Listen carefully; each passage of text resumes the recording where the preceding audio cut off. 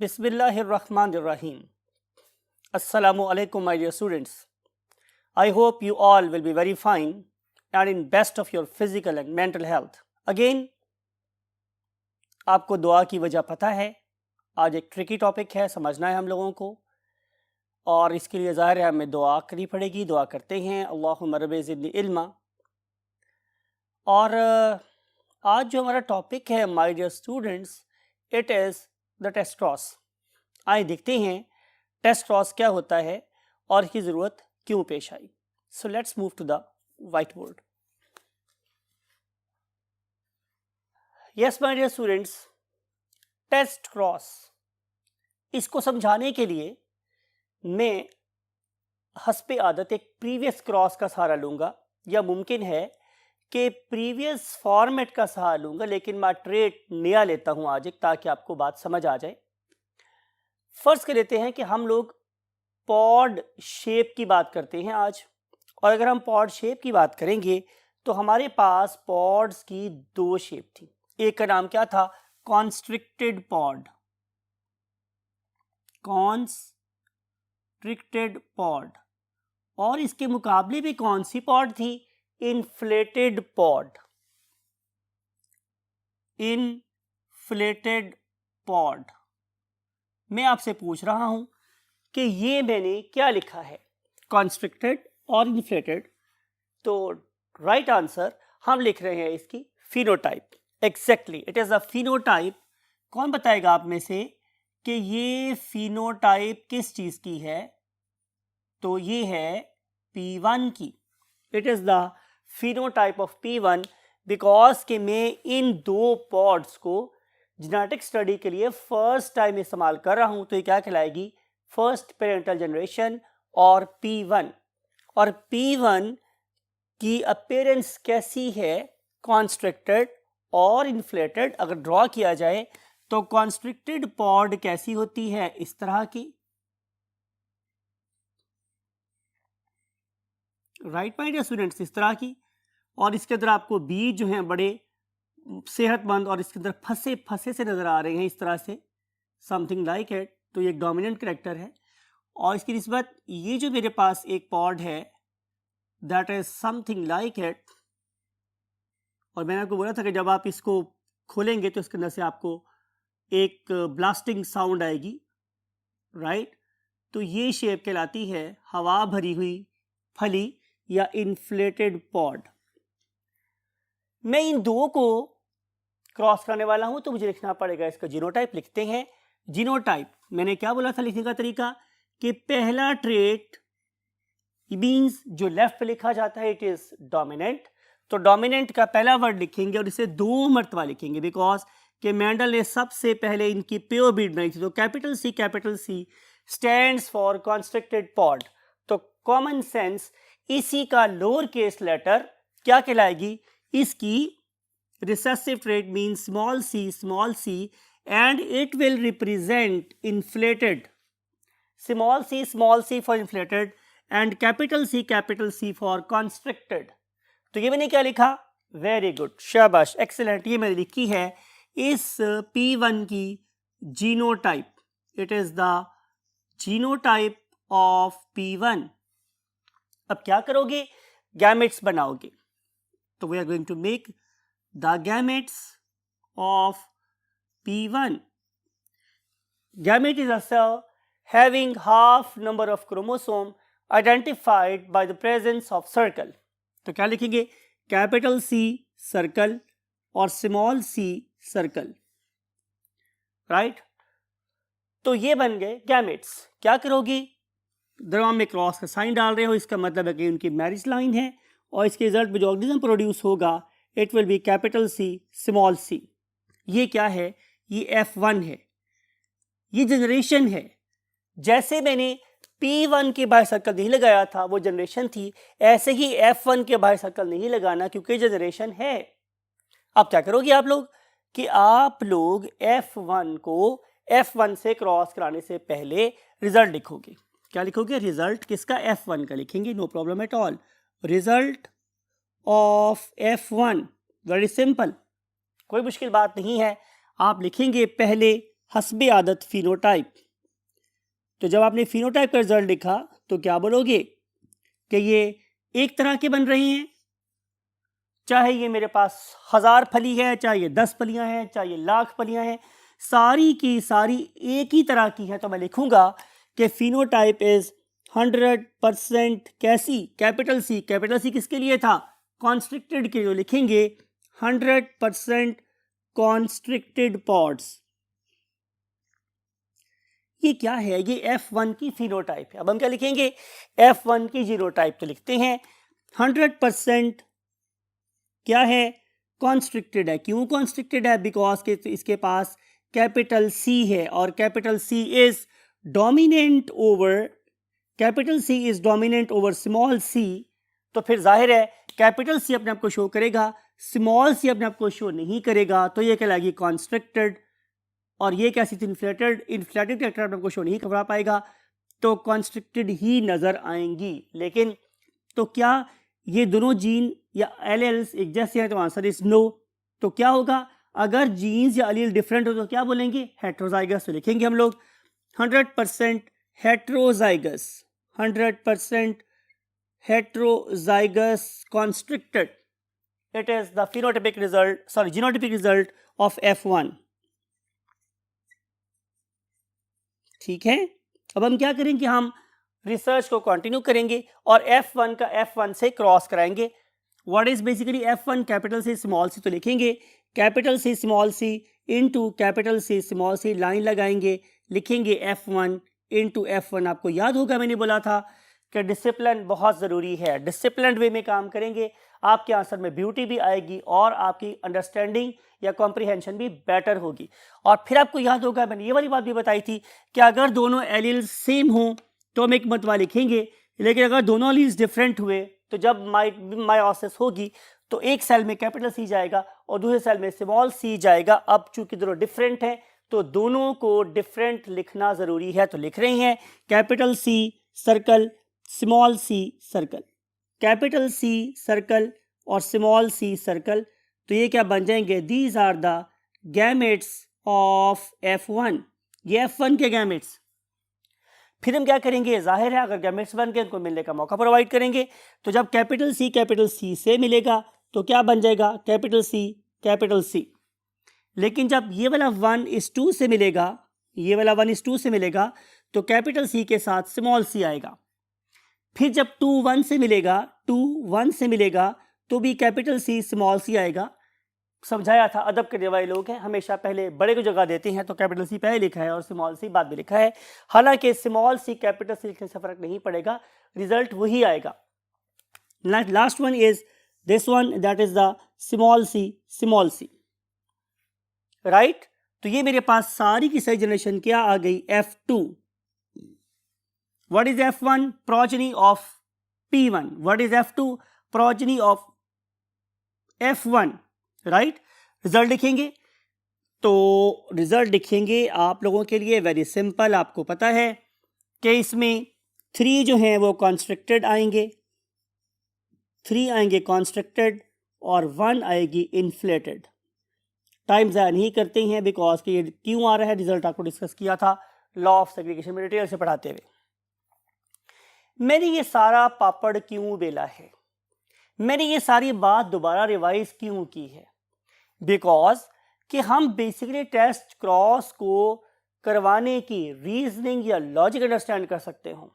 Look at this my dear students, ये organism कैसा नजर आ रहा है मुझे? I am talking about this organism, ठीक है। I am talking about this organism. ये कैसा है? ये कॉन्स्ट्रिक्टेड है, राइट। और अगर मैं इस ऑर्गेनिज्म की बात करूं जो F1 में ऑब्टेन हुआ था तो वो भी कैसा है? कॉन्स्ट्रिक्टेड,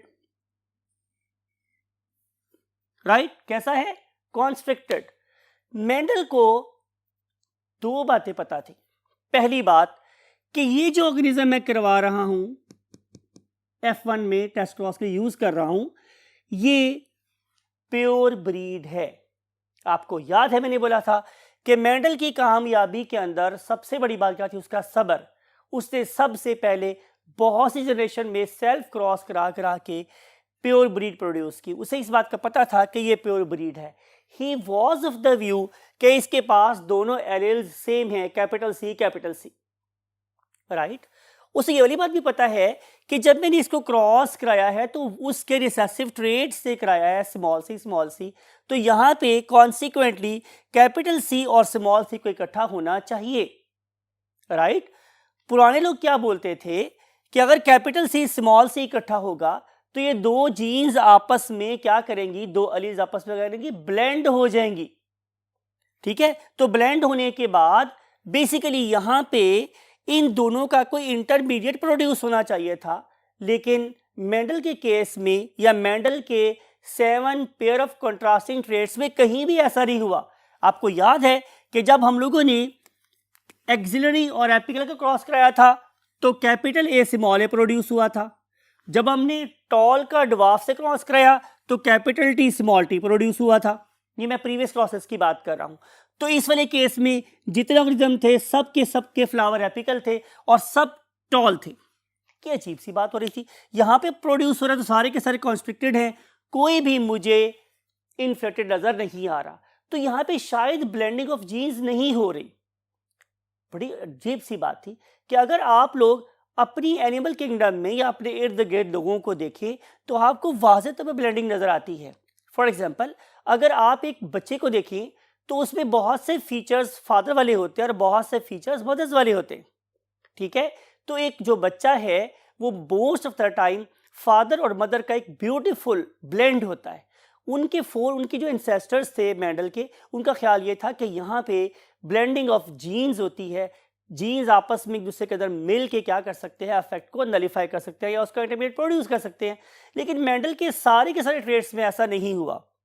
अब मेंडल इस सोच में पड़ गया है क्या ये वाला टॉल और ये वाला टॉल, या ये वाला एपिकल और ये वाला एपिकल, या ये वाला कॉन्स्ट्रिक्टेड और ये वाला कॉन्स्ट्रिक्टेड क्या एक जैसे हैं, या इन दोनों में कोई फर्क है। बिकॉज एक बात मेंडल को क्लियर कट पता थी कि ये क्या है, ट्रू ब्रीड, और ये क्या है, एक हाइब्रिड। अब सवाल ये था कि दो अपेरेंटली कॉन्स्ट्रिक्टेड पॉड के दरमियान में या दो एपिकल फ्लावर प्रोड्यूसिंग प्लांट्स में या दो टॉल प्लांट्स में कैसे फर्क किया जाए। आपको मेंडल की प्रॉब्लम समझ आ रही है। P1 का टॉल और F1 का टॉल कैसे फर्क करूं, राइट। सिमिलरली P1 का एपिकल फ्लावर प्रोड्यूसिंग प्लांट और F1 का apical flower producing plant, similarly P1 की कॉन्स्ट्रिक्टेड पॉड और F1 की कॉन्स्ट्रिक्टेड पॉड अपेरेंटली दोनों एक जैसे हैं, लेकिन उसे ये बात पता है कि इसमें से एक होमोजाइगस है और एक हेटेरोजाइगस है। कैसे फर्क करूं, it was the problem of the John Gregor Mendel, ठीक है। अब आपने एक शेर सुन रखा होगा कि दिल दरिया समुद्रों डूंगे ते कौन दिला दिया जाने हूं। लेकिन आपने ये शेर जरूर सुन रखा होगा, तू राज़े कुन फका है अपनी आंखों पे अया हो जा, खुदी का राजदां हो जा, खुदा का तर्जुमा हो जा। अब इसका मतलब ये है कि हम अल्लाह ताला के बाज़ राज़ों को अनलॉक कर सकते हैं। We can unlock the secrets of nature, और यही सीक्रेट अल्लाह ताला अपने साइंसदानों के ऊपर भी एटलीस्ट मेटेरियलिस्टिक टर्म में अया करता रहता है। तो देखते हैं कि अल्लाह ताला ने जॉन ग्रेगर मेंडल के ऊपर किसी एक हिडन जीन को ढूंढने का कौन सा तरीका अफशा किया। इसके लिए मूव करते हैं next part of the white board पर। तो पहले शेर में मैंने आपसे बोला था कि दिल दरिया समुद्रों डूंगे ते कौन दिलानियां जाने हूं। तो जाहिर है बीइंग साइंटिस्ट हम दिल के अंदर क्या वो तो जान नहीं सकते, लेकिन हम अल्लाह ताला की कुछ सीक्रेट्स को अपनी आंखों पे अया ज़रूर कर सकते हैं और खुदा के राज़दां ज़रूर बन सकते हैं। तो इसी पर्टिकुलर एक राज को कि आखिर दो अपेरेंटली डोमिनेंट ऑर्गेनिज्म अगर बिल्कुल एक जैसे हों तो मैं इन दोनों में फ़र्क कैसे कर सकता हूँ। अल्लाह ताला ने जॉन ग्रेगर मेंडल के दिल में क्या बात डाली, definitely you must carry out a test cross. आइए देखते हैं कि टेस्ट क्रॉस क्या होता है। सो लुक एट दिस कि टेस्ट क्रॉस कि test cross is a cross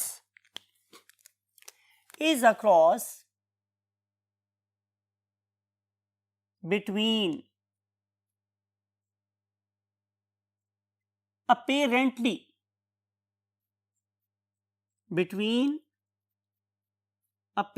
का मतलब होता है स्टूडेंट्स बज़ाहिर का मतलब है जाहिरी तौर पे, between apparently dominant organisms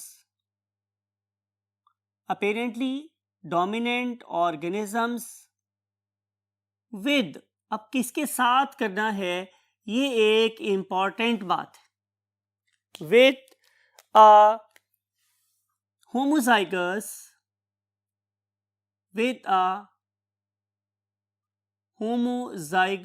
recessive organism.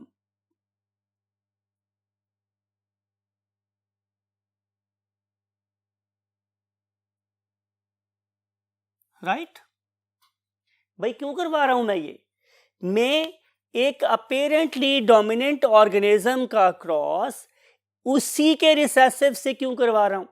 इसका मतलब ये कि मैंने यहां पे एक बड़ा इंपॉर्टेंट लफ्ज मिस कर दिया है, और वो लफ्ज क्या है, with its homozygous recessive.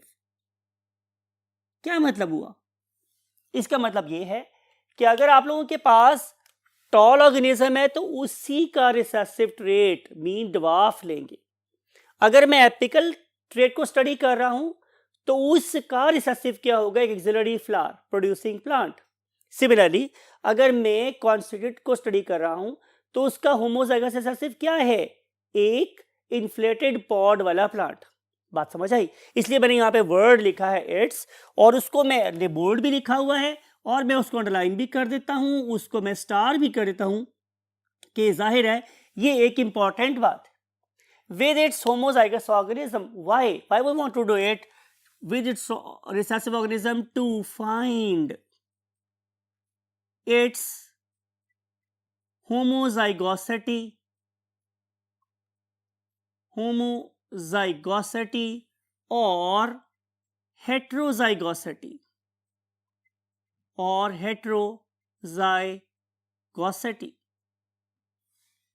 Right. Cross कराएंगे तो आपको बहुत ज़्यादा समझ आएगी। क्रॉस कराते हैं, फर्ज कर लेते हैं कि ये मेरे पास दो ऑर्गेनिज्म है, एक क्या है, होमोजाइगस। फर्ज कर लेता हूं कि ये एक होमोजाइगस ऑर्गेनिज्म है। मुझे दो ऑर्गेनिज्म दिए गए हैं, उनमें से ऑर्गेनिज्म है फॉर एग्जांपल एक्स और एक ऑर्गेनिज्म है वाई। राइट, मुझे ये पता है कि इनमें से एक होमोजाइगस है और एक हेटेरोजाइगस है। मुझे पता नहीं है कि एक्स होमोजाइगस है या वाई होमोजाइगस है। मेरी भी वही प्रॉब्लम है जो जॉन ग्रेगर मेडल की प्रॉब्लम थी, कि ये ऑर्गेनिज्म भी टॉल है जो P1 से आया है, ये ऑर्गेनिज्म भी टॉल है जो F से आया है, या ये ऑर्गेनिज्म भी एपिकल फ्लावर प्रोड्यूसिंग प्लांट है, या ये भी एपिकल फ्लावर प्रोड्यूसिंग प्लांट है, लेकिन ये आया था P1 से, ये आया है F1 से। ठीक, तो मुझे पता नहीं है, मेडल को पता नहीं है कि दोनों में से कौन सा होमोजाइगस है, तो उसे क्या किया, इसको क्रॉस कराया। फर्ज कर लेते हैं कि मैं पहले ऑर्गेनिज्म को स्टडी कर रहा हूं, सपोज ही इज होमोजाइगस, तो जब मैं ऐसा क्रॉस कराऊंगा उसी के रिसेसिव से, तो क्या कंडीशन होगी मेरे पास? फर्ज कर लेते हैं कि हम स्टडी कर रहे हैं कैपिटल सी को, तो उसका रिसेसिव क्या हो जाएगा, स्मॉल सी। ये क्या है, P1।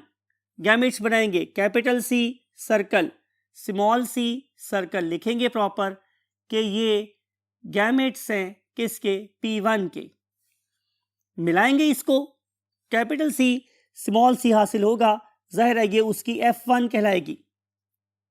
तो पता ये चला कि एक ऐसा ऑर्गेनिज्म जो होमोजाइगस होगा, एक ऐसा ऑर्गेनिज्म जो होमोजाइगस होगा, जब हम उसको उसी के रिसेसिव से क्रॉस कराएंगे तो उसके सारे के सारे ऑफस्प्रिंग, उसके सारे के सारे बच्चे, उसकी अगली सारी की सारी नस्ल अपेरेंटली किस जैसी होगी, उसी जैसी होगी। अगर ऐसा हुआ तो ये वाला ऑर्गेनिज्म क्या होगा, होमोजाइगस। चलिए इसको किसी और वे से डिजाइन बात करते हैं। एक ऐसा ऑर्गेनिज्म जो हमेशा अपनी ही तरह के ऑफस्प्रिंग प्रोड्यूस करता है, अपने ही जैसे ऑफस्प्रिंग प्रोड्यूस करता है, वो क्या कहलाएगा? होमोजाइगस। मैं फर्ज कर लेता हूं कि जो ऑर्गेनिज्म मुझे दिया गया था वाई, वो हमेशा अपनी ही तरह के ऑर्गेनिज्म प्रोड्यूस कर रहा था, तो मैं बेट लगा सकता हूं कि ये जो वाई ऑर्गेनिज्म है इट इज होमोजाइगस, बिकॉज कि Y is producing all offsprings of its own kind. इसका मतलब है मुझे टेस्ट के रिजल्ट से पता चला है। देखते हैं कि दूसरे केस में क्या होता है। Look at this. फर्स्ट कर लेते हैं कि ये जो ऑर्गेनिज्म है ये हेट्रोजाइगस है और इसमें जेनेटिक मेकअप क्या होगा? कैपिटल सी स्मॉल सी।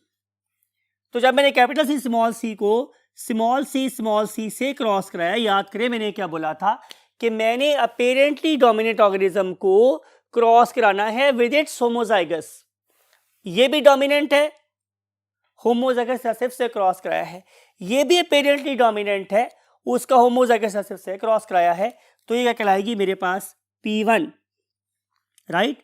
गैमेट्स बनाएंगे, इसके दो गैमेट्स बनेंगे, capital C circle, small C circle, और यहां पे सारे स्मॉल सी सर्कल लिखेंगे आप लोग कि ये P1 के गैमेट्स हैं।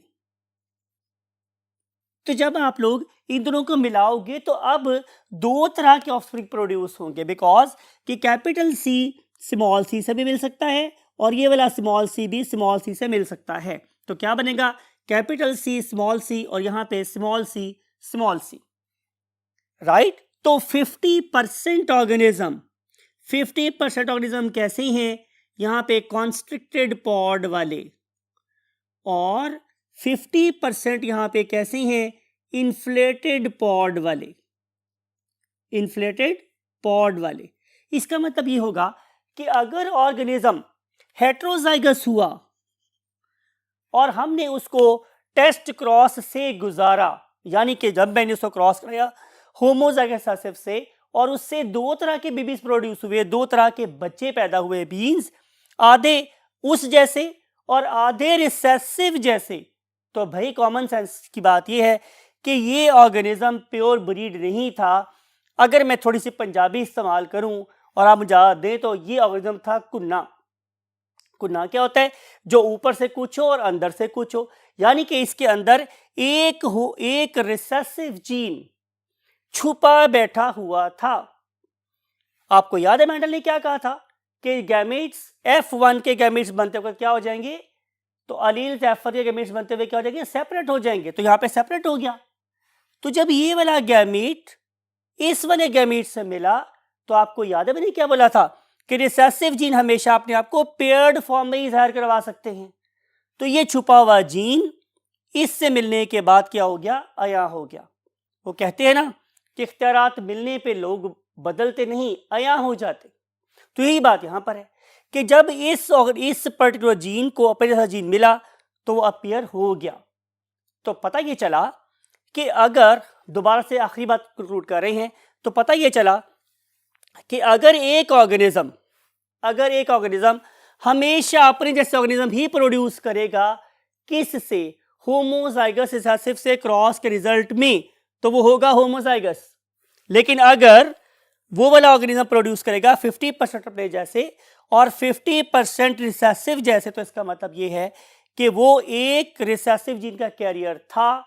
गैमेट्स बनते हुए वो जीन इंडिपेंडेंट हो गया, वो इंडिपेंडेंटली रिसेसिव अलील से ही मिला और वो अपीयर हो गए, राइट। तो ये था बेसिकली आज का topic, that is called as the test cross.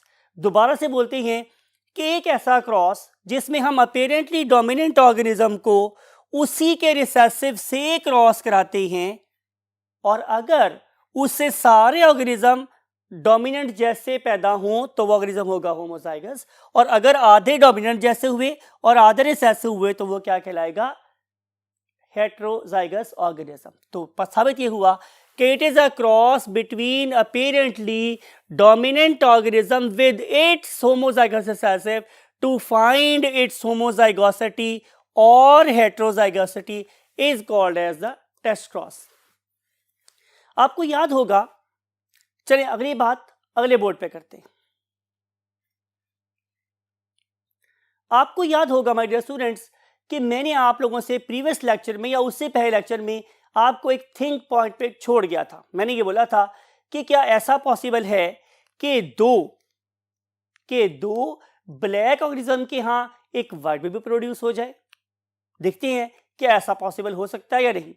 फिर मैंने आप लोगों को एक क्वेश्चन और छोड़ा था कि क्या एक ऐसा ऑर्गेनिज्म जिसका ब्लड ग्रुप ए हो और उसकी ज़ौजा मोहतरमा का ब्लड ग्रुप बी हो, तो क्या ऐसा मुमकिन है कि उनके यहाँ एक ओ ब्लड ग्रुप वाला बेबी प्रोड्यूस हो जाए।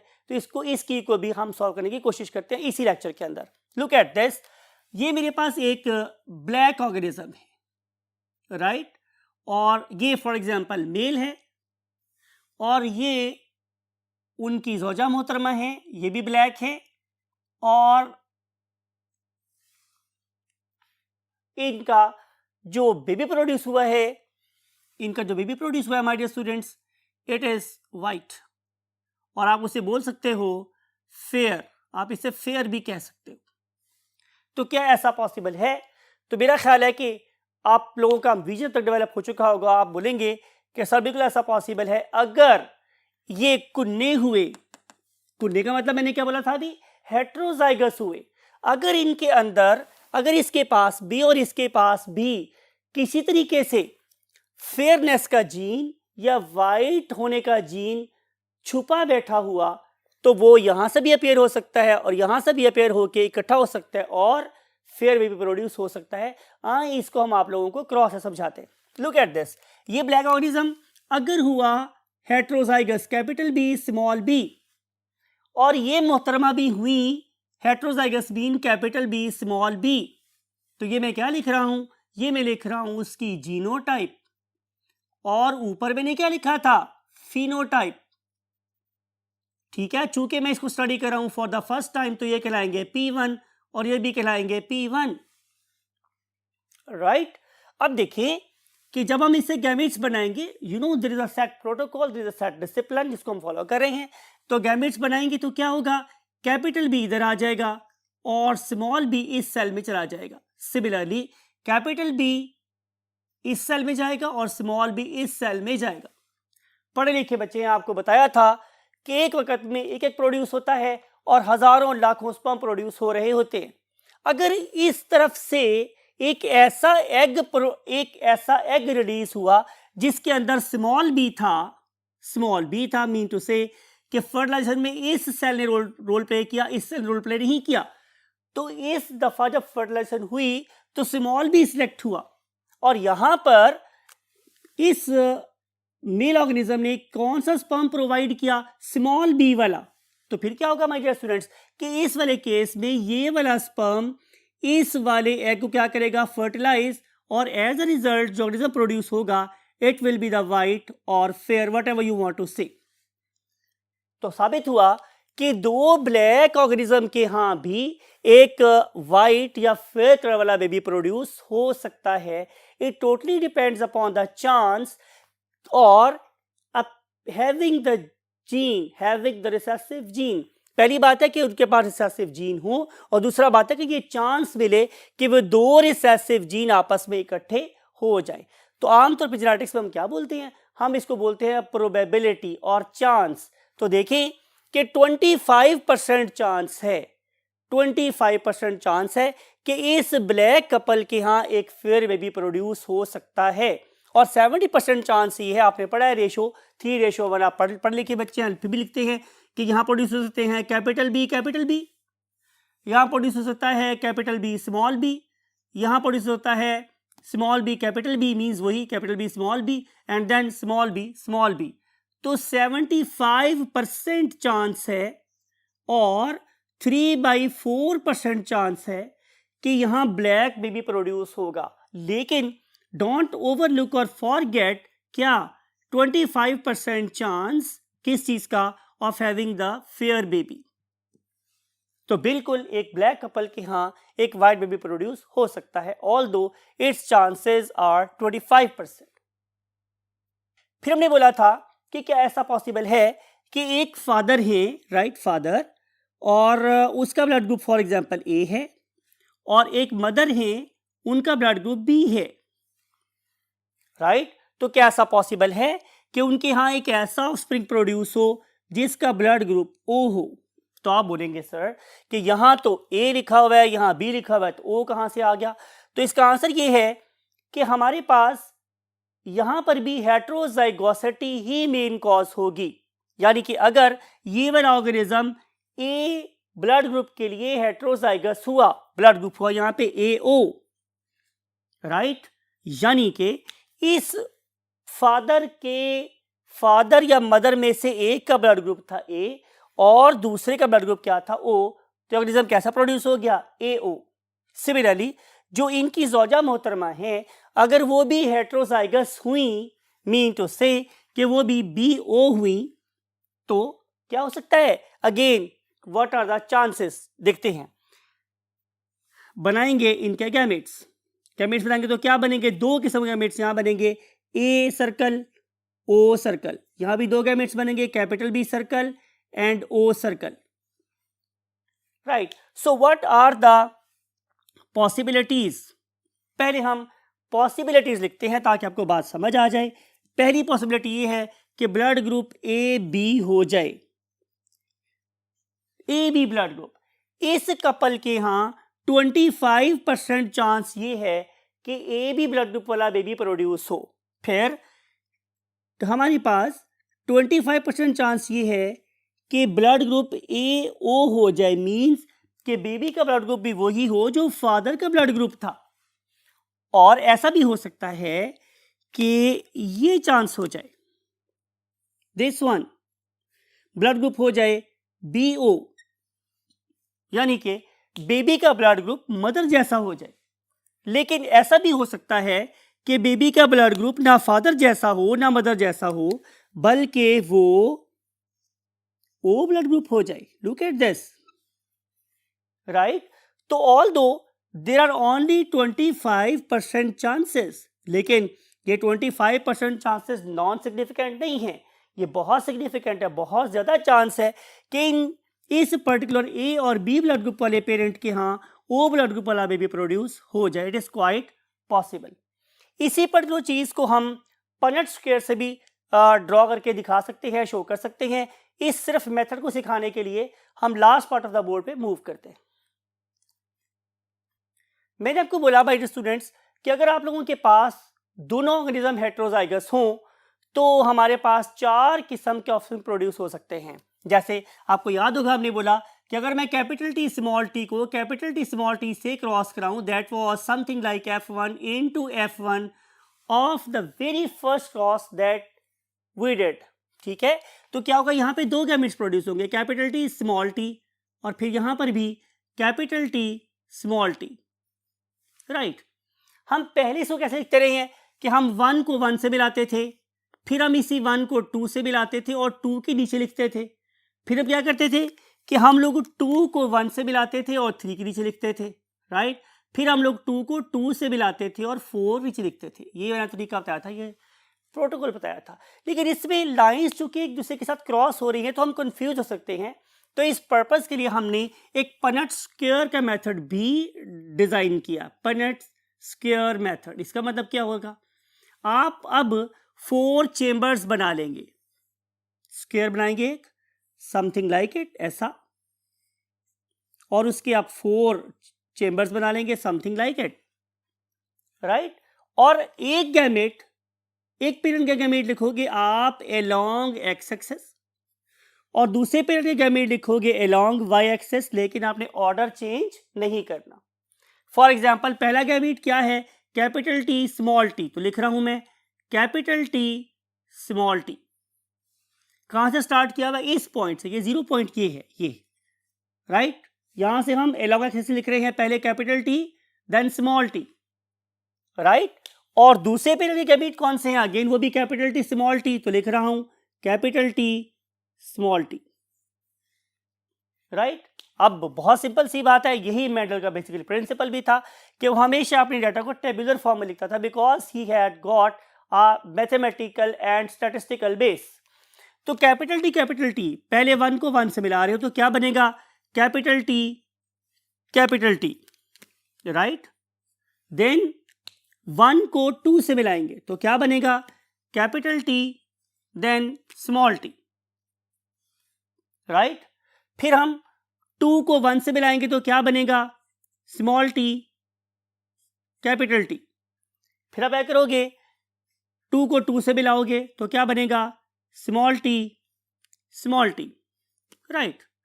तो कहने का मकसद मेरे पास ये हुआ माय डियर स्टूडेंट्स कि अब भी मेरे पास 4 ही प्रोडक्ट्स बनी है जैसी कि यहाँ बनी थी, capital T capital T capital T small T capital T small T and then small T, वही बनी थी। लेकिन अगर मैं प्रेजेंटेशन की बात करूं, डाटा को शो करने की बात करूं, तो perhaps this Punnett square method is more better and error free as compare to these overlapping lines. यहां से भी मुझे 4 ही प्रोडक्ट बने हैं, capital T capital T capital T small T capital T small T and then small T. तो अब मैं क्या करूंगा कि पहले मैं इन सब के बाहर यहां पे लिखा था ब्रैकेट के बाहर क्या, F2। अब आप क्या करोगे, अब आप यहां ब्रैकेट लगाओगे और लिखोगे F2, राइट। तो ये जो मेथड है it was basically used and proposed by the Mendel.